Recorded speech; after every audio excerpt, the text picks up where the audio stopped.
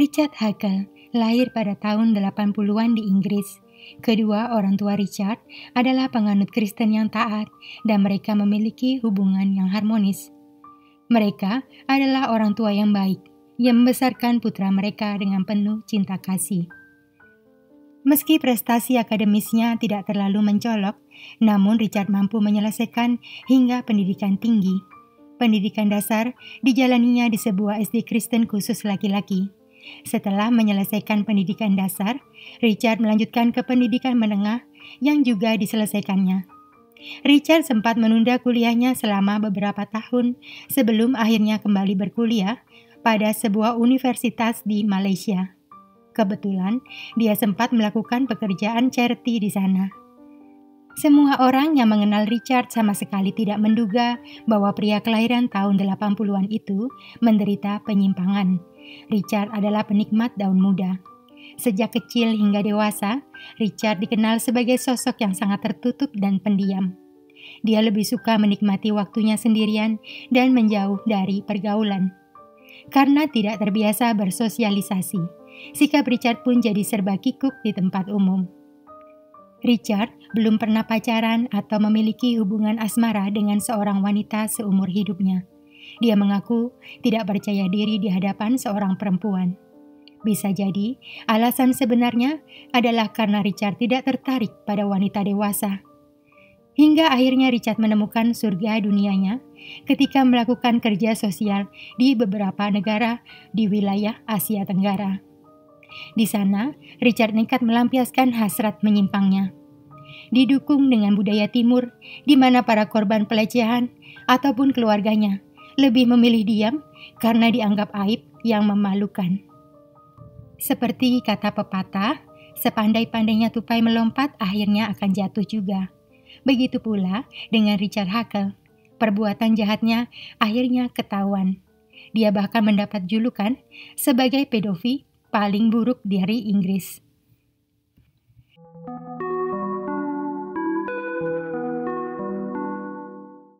Setelah lulus pendidikan menengah, Richard memutuskan untuk mengambil masa jeda. Hal itu biasa dilakukan para siswa di Inggris sebelum mulai kuliah. Mereka mengambil masa jeda atau cuti sejenak. Biasanya masa jeda itu dimanfaatkan oleh mereka untuk bersenang-senang dan pelesiran keliling dunia. Tetapi Richard tidak melakukan itu dan memilih untuk melakukan pekerjaan mulia. Dia bergabung dengan sebuah organisasi sosial yang memberikan bantuan pendidikan di wilayah miskin Asia Tenggara.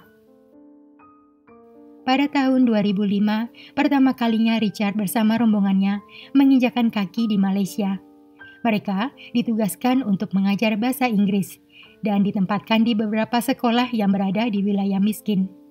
Sesampainya di Malaysia, penampilan Richard yang berbeda sebagai bule mendapatkan perhatian spesial. Dia diperlakukan secara istimewa dimanapun dan kemanapun dia pergi.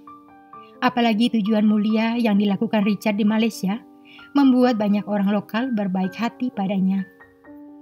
Semua rekan Richard melihat sikapnya yang tidak nyaman berada di tengah-tengah siswa. Bahkan Richard sering menghindari interaksi dengan para siswanya. Rekan-rekan Richard mengira sikapnya itu karena Richard memang pendiam dan pemalu. Dengan kamera digital yang setia menggantung di lehernya, Richard mengisi hari-harinya mengajar di Malaysia.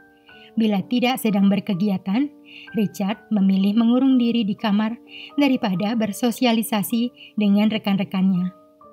Meski mereka merasa kurang nyaman bekerja sama dengan Richard, tetapi kebanyakan dari mereka tidak berprasangka buruk.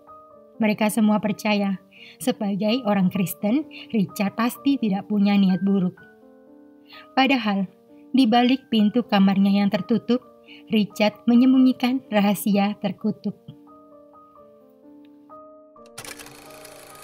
Rupanya Richard menyalahartikan perhatian serta kebaikan orang lokal di sekitarnya sebagai sebuah tanda rasa suka. Atau bisa jadi, karena semua perlakuan istimewa itu, Richard merasa lebih leluasa melampiaskan hasratnya yang menyimpang.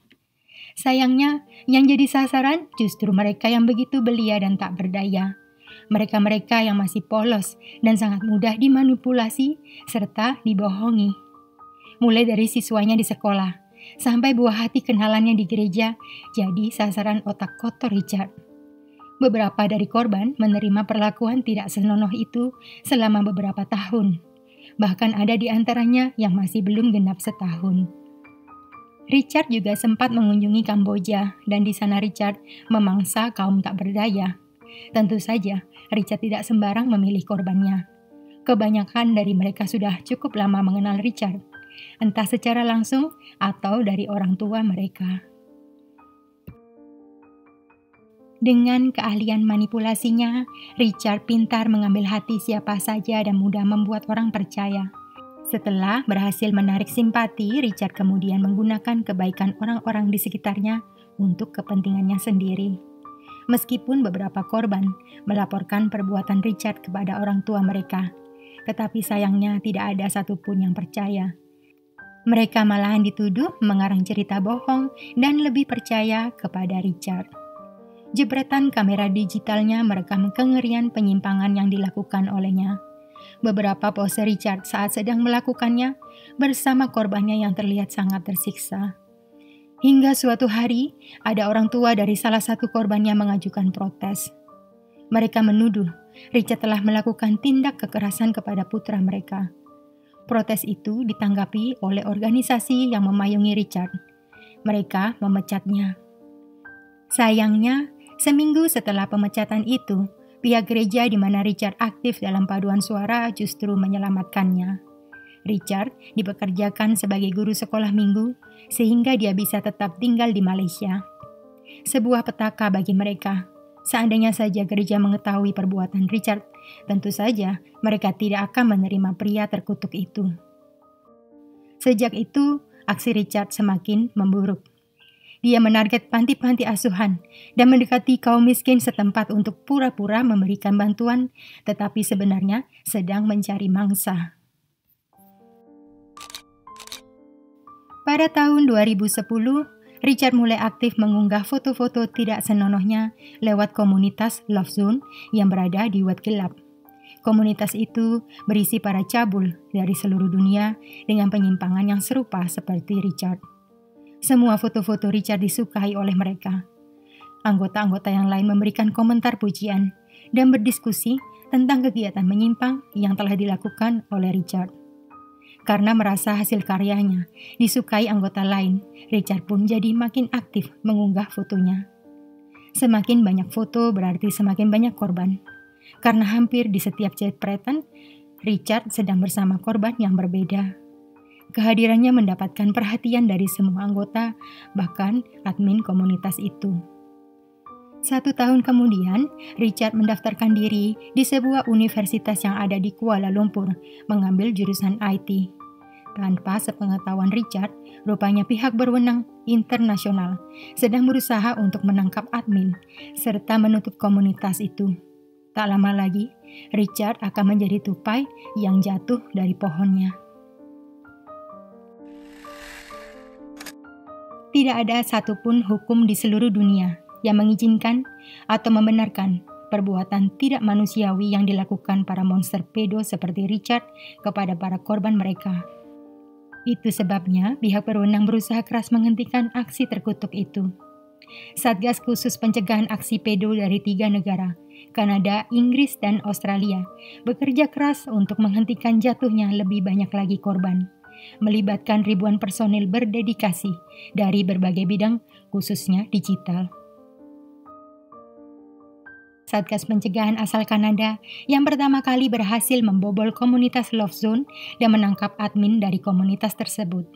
Mereka berhasil mendapatkan daftar nama orang-orang yang menjadi anggotanya dan nama Richard Hackle berada paling atas sebagai anggota yang paling aktif mengunggah foto.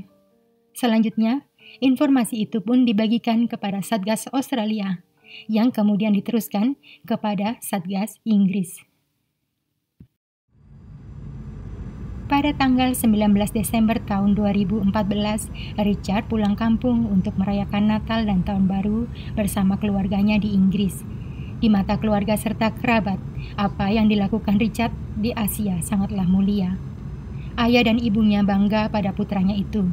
Karenanya, kepulangan Richard setiap tahun sangat dinantikan. Tapi tidak seperti Natal biasanya. Tahun ini, Richard mendapatkan sebuah kejutan spesial. Begitu pesawatnya mendarat di Bandara Gatwick, sejumlah aparat keamanan langsung menjemput Richard yang kebingungan dan diamankan ke kantor polisi. Rupanya, Satgas Pencegahan Australia sudah membagikan informasi tentang aktivitas Richard dalam komunitas Love Zone. Ditemukan sebanyak 20.000 gambar dan foto-foto korban yang selama ini diunggah Richard dalam komunitas. Selama diinterogasi, Richard melakukan aksi tutup mulut. Dia menolak untuk menjawab dan hanya mengucapkan no comment atas semua pertanyaan yang dilontarkan kepadanya. Karena tidak punya catatan kejahatan sebelumnya, Richard akhirnya dibebaskan setelah membayar jaminan, tetapi dengan syarat Richard harus tinggal di rumah orang tuanya selama penyelidikan berlangsung. Awalnya ayah dan ibu Richard terkejut dan tidak percaya saat melihat putra kebanggaan dituduh telah melakukan sebuah kejahatan yang menjijikan. Rasa iba mereka timbul melihat Richard digiring ke kantor polisi. Tetapi bagaimanapun juga keduanya jadi penasaran. Tidak ada asap kalau tidak ada api, begitu pikir mereka. Tidak mungkin pihak kepolisian menangkap Richard tanpa bukti dan alasan yang jelas. Maka, sehari setelah dibebaskan dengan jaminan, ibu Richard mencoba menggali informasi dari putranya itu tentang tuduhan polisi dan apa permasalahan sesungguhnya sehingga Richard sampai ditangkap. Sial bagi Richard karena saat itu dia habis minum-minum. Orang dalam kondisi di bawah pengaruh minuman biasanya akan berkata jujur. Dan benar saja, tak lama kemudian meluncurlah sebuah pengakuan mengerikan dari mulutnya. Mendengar pengakuan mengerikan dari putranya, hancurlah hati ayah dan ibu Richard. Dari iba, mereka merasa jengkel dan marah besar. Saking jijiknya dengan aksi Richard, ibunya melarang Richard masuk ke dalam rumah. Hari itu juga, orang tua Richard langsung menghubungi polisi dan menceritakan tentang pengakuan putra mereka. Richard kembali ditangkap dan kali ini tidak akan dibebaskan. Bulan Januari tahun 2016, 2 tahun setelah penangkapannya, sidang pembacaan tuntutan atas kasus Richard dimulai. Richard dituntut atas 90 kasus yang terkait dengan unggahannya dalam komunitas Love Zone. Dari barang bukti yang berhasil dikumpulkan, hanya ada total 29 korban. Padahal selama 8 tahun dari 2006 hingga penangkapannya pada 2016, ditemukan ada 200 lebih korban. Angka sebesar itu didapatkan dari penemuan buku catatan milik Richard yang berisi nama-nama korban. Sayangnya, yang dijadikan landasan atas penyelidikan kasusnya hanyalah 20.000 foto yang diunggah Richard dalam komunitas. Saking tebalnya, lembar tuntutan dibutuhkan waktu selama 1 jam untuk membacakan semuanya di persidangan. Setiap orang dalam ruangan itu mendengarkan kengerian serta penderitaan yang dialami ke-29 korban. Awalnya Richard tidak mau mengakui perbuatannya, meski akhirnya dia mengaku bersalah atas 71 tuntutan dari total 91 kasus. Pada tanggal 1 Juni tahun 2016, sidang putusan dimulai. Sidang itu berlangsung selama 6 hari dan akhirnya pada tanggal 6 Juni tahun 2016, hakim menjatuhkan putusannya. Richard Hackle dijatuhi hukuman seumur hidup dengan minimal menjalani 25 tahun penjara. Bila semua berjalan lancar, Richard bisa mengajukan pembebasan bersyarat pada tahun 2041. Banyak orang memprotes keputusan yang dianggap tidak adil itu. Mereka merasa hukuman yang dijatuhkan terlalu ringan dibanding trauma yang harus dirasakan seumur hidup oleh para korbannya. Tapi apa mau dikata, hakim sudah memberikan keputusannya. Richard langsung digiring ke penjara untuk menjalaninya.